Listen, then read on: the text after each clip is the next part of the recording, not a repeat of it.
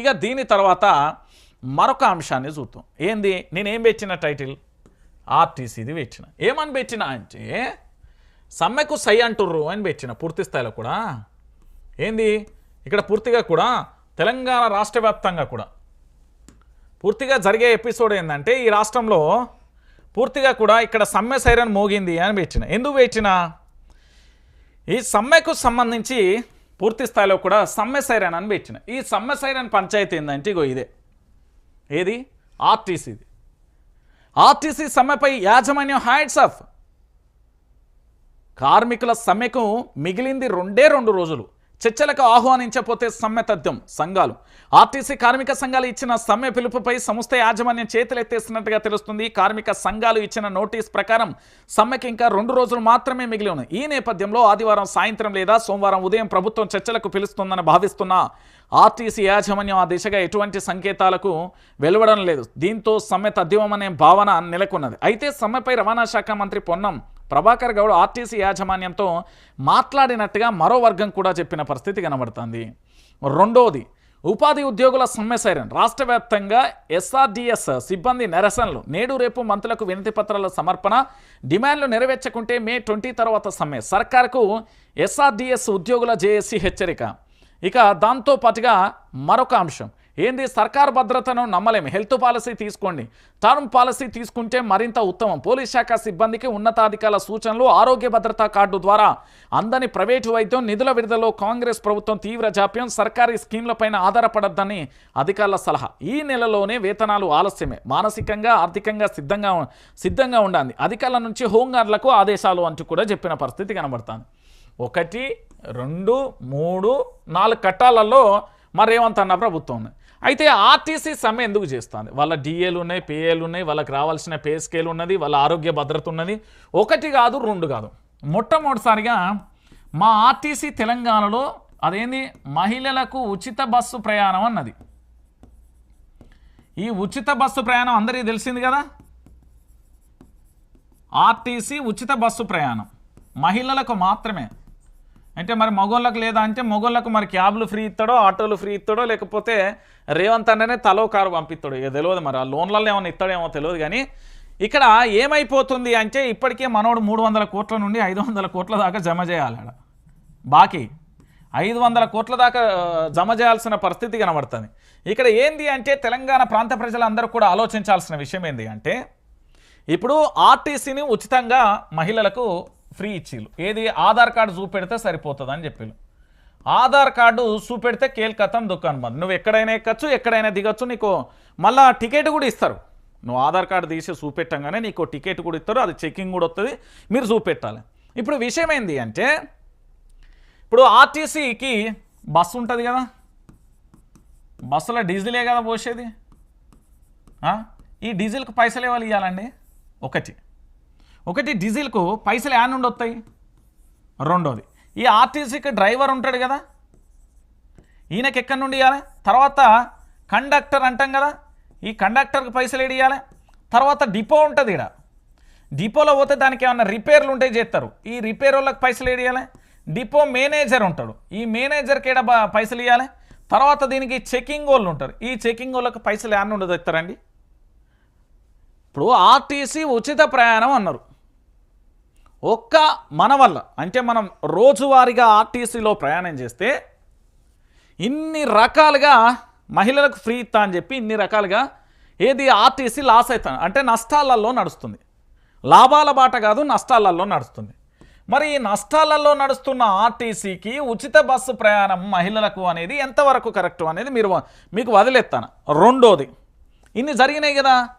ఇప్పుడు ఏమైపోతుంది అంటే ఈ ఆర్టీసీ కార్మికులకు రావాల్సిన బెనిఫిట్స్, ఈ బెనిఫిట్స్ ఏవైతే ఉంటాయో బెనిఫిట్స్కు సంబంధించి అంటే వీళ్ళ టీఏలు కానీ పిఏలు అంటే ఎక్స్ట్రా ఛార్జ్ అంటే ఎక్కువ డ్యూటీలు పనిచేసినందుకు కానీ లేకపోతే వాళ్ళకు రావాల్సినవి ఏంది అంటే బోనస్లు కానీ ఇతరత్ర రకరకాలుగా అన్నీ ఉంటాయి కదా, అవి ఇవ్వాలి. వీళ్ళ జీతాలకు సరిగ్గా ఇవ్వాలి. మళ్ళీ ఇంకొకటి ఏంటంటే పని ఒత్తిడి భారం ఉంటుంది, దాంతోపాటు వయసు ఉంటాయి, అనారోగ్య సమస్యలు ఉంటాయి, దాంతోపాటు ఉన్నతాధికారుల వేధింపులు ఉంటాయి, మళ్ళీ ప్రైవేట్ చౌతులోకి వెళ్తున్న పరిస్థితి కనబడుతుంది. ఇంకొక విషయం ఏంటంటే ఈ ఆర్టీసీకి సంబంధించి మీరు చాలా స్పష్టంగా తెలుసుకోవాల్సిన విషయం ఏంటంటే ఈ ఆర్టీసీలో ఎవరికి తెలియకుండానే ఏంది అంటే చాప కింద నీరుల ప్రైవేటు సామ్రాజ్యం విస్తరిస్తున్నది. ఈ ప్రైవేటు సామ్రాజ్యం ఎట్లా వస్తుంది అంటే ఎలక్ట్రికల్ బస్సులు అనేది వచ్చింది. దానికి ఒక డ్రైవరు కండక్టర్ తప్ప మొత్తం వాళ్ళదే ఇక, అంతే ఇక. కొన్ని సందర్భాలలో 6 కూడా డ్యూటీలు వాళ్ళే చేస్తారట. మరి దీనికి రిపేర్ వచ్చినా దీనికి స్పెషల్ ఉంటుంది, డిపోకు ఆర్టీసీకి సంబంధం లేదు, అది ఒక కంపెనీ చూసుకుంటుంది, ఆ కంపెనీలో పంపిస్తారు. సో దీంతో పాటుగా ఇక్కడ ఎలక్ట్రిక్ బస్సులు వస్తే వీళ్ళ యొక్క ఏంది అంటే కొంతమంది ఉద్యోగులకు సంబంధించి ఇప్పటివరకు చాలామంది ఆర్టీసీ ఉద్యోగుల నోటిఫికేషన్ రావాలి, ఉద్యోగాలు చాలా ఖాళీలున్నాయి, దాన్ని నింపట్లేదు. ఇంకొక విషయం ఏంటంటే ఈ ప్రైవేట్ ఎలక్ట్రికల్ సంబంధించిన బస్సులు వస్తే దీనికి డిపోకు సంబంధం లేకపోవడంతో ఇదంతా కూడా దీనికి ఏం రావాలన్నా కంపెనీ పోతే దాన్ని చెకప్ చేస్తారు, వాళ్ళే చూసుకుంటారు. సో మెల్లమెల్లగా వీళ్ళకి తెలియకుండా దీనికి ఆర్టీసీకి సంబంధించి దుకాణానికి పూర్తి స్థాయిలో ఇట్లా ఏంది అంటే అష్టదిగ్బంధనంలోకి వెళ్ళిపోతుంది. ఎందుకంటే దీన్ని ఏం చేద్దాం అనుకున్నాడు కేసీఆర్ అంటే ఆర్టీసీని ప్రభుత్వ ఉద్యోగులుగా గుర్తిస్తే వాళ్ళకు ప్రభుత్వ బెనిఫిట్స్ అన్నీ కూడా వస్తాయి. ఇప్పుడు ఆర్టీసీ అనేది ఒక ప్రత్యేకంగా ఉన్నది భారతదేశంలో గాక. అంత బ్రిటిష్ వాళ్ళు పరిపాలిస్తుంటే తెలంగాణ ఏది హైదరాబాద్ సంస్థానం ఏది అంటే హైదరాబాద్ సంస్థానం ఏ విధంగా స్పెషల్ ఉన్నదో ఇప్పుడు ప్రభుత్వానికి సంబంధించి అన్ని శాఖలు ఉంటే ఇది మాత్రం ఒక స్పెషల్గా ఉండిపోయింది. దీన్ని ప్రభుత్వంలో కలుపుతా అనుకున్నాడు. కానీ ఇప్పుడు విషయం ఏమైపోయింది అంటే వీళ్ళు ఎందుకు ధర్నాలు చేస్తాలు, వాళ్ళకి రావాల్సిన డిఏలు పిఏలు, దాంతోపాటు వాళ్ళకు జీతాల పెంపు విషయం కానీ, ఉద్యోగ నోటిఫికేషన్ కానీ, ఏది పని భారం కానీ, ఉన్నతాధికారుల వేధింపులు కానీ, ఇట్లా చెప్పుకుంటే పోతే చాలా ఉన్నాయి. వీటన్నింటి డిమాండ్లను కూడా వీటి స్థాయిలో పూర్తి స్థాయిలో కూడా పూర్తిగా కూడా ఇవన్నీ ఫుల్ఫిల్ చేయాలి. అంటే వాళ్ళ డిమాండ్లను పరిష్కరించాలంటూ కూడా వీళ్ళు ఎప్పటి నుండో మొత్తుకుంటున్న పరిస్థితి కనబడుతుంది. అయినప్పటికీ కూడా పూర్తి స్థాయిలో కూడా దీనికి ఏమైనా చేస్తున్నారా అంటే లేని పరిస్థితి కనబడుతుంది. ఎందుకు అంటే తెలంగాణ రాష్ట్ర వ్యాప్తంగా కూడా అందరికీ తెలిసిన విషయమే. ఇక్కడ ఎక్కడ చూసినా కూడా ఆర్టీసీకి సంబంధించి పూర్తి స్థాయిలో కూడా ఇక్కడ ఒక్కలే కాదు అన్ని రకాలుగా కూడా పూర్తి స్థాయిలో ఆర్టీసీకి సంబంధించిన వీళ్ళు ధర్నా చేస్తున్నారు కదా. ఈ ధర్నాకు సంబంధించి పూర్తిగా కూడా స్పష్టంగా కూడా ఒకటే అంశం కనబడుతుంది. ఏంది తెలంగాణ రాష్ట్ర రాజకీయాలలో ఇప్పటివరకు ఈ సమ్మెకు సంబంధించి పూర్తిగా కూడా ఈ సమ్మెను విజయవంతం చేయాలని వాళ్ళు ఆల్రెడీ ఆందోళన వ్యక్తం చేస్తారు.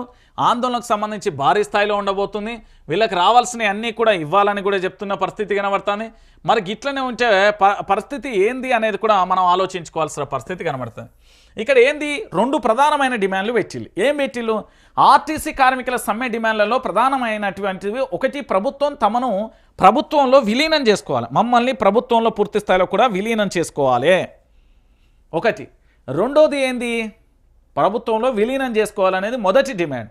రెండోది కార్మిక సంఘాలపై నిషేధం ఎత్తివేసి గుర్తింపు సంఘం ఎన్నికలు నిర్వహించాలి. ఈ 2 డిమాండ్లు మినహా కూడా డిమాండ్లు పరిష్కరించేందుకు యాజమాన్యం సిద్ధంగా ఉన్నట్లు తెలిపింది. 2 ప్రధాన డిమాండ్లపై ముఖ్యమంత్రి ఇచ్చే హామీని బట్టి సమ్మె ఆధారపడి ఉంటుందని ఇటు ప్రభుత్వ పెద్దలు కానీ దాంతోపాటుగా అటు కార్మిక సంఘాలు పూర్తి స్థాయిలో కూడా పేర్కొన్నారు. అయితే చర్చలకు పిలవకపోతే సమ్మె తథ్యం అంటే 100కు 1,00,000% చేస్తారు. ఎందుకు చేయరండి? పూర్తి స్థాయిలతో మన గమ్యాలకు నెరవేర్చడానికి పూర్తి స్థాయిలో వాళ్ళు పడుతున్న కట్టం ఏంది అంటే భారీగా ఉంటుంది. ఇంకొక విషయం ఏంది అంటే ఇక్కడ ఇంకొక విషయం చెప్పారు, ఒక విషయం కూడా చెప్పాలి, ఈ పెద్ద మనిషికి చెప్పాలి. ఈ పెద్ద మనిషికి చెప్పకపోతే ఎట్లా?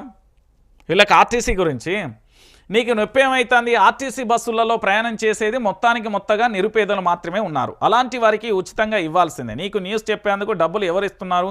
ఎవరికి గులాంగిరి చేస్తున్నా? నీకే గులాంగిరి చేస్తున్నా. నువ్వే ఇస్తాను నెలలో 10 కోట్లు ఇస్తానా, 20 కోట్లు ఇస్తున్నా?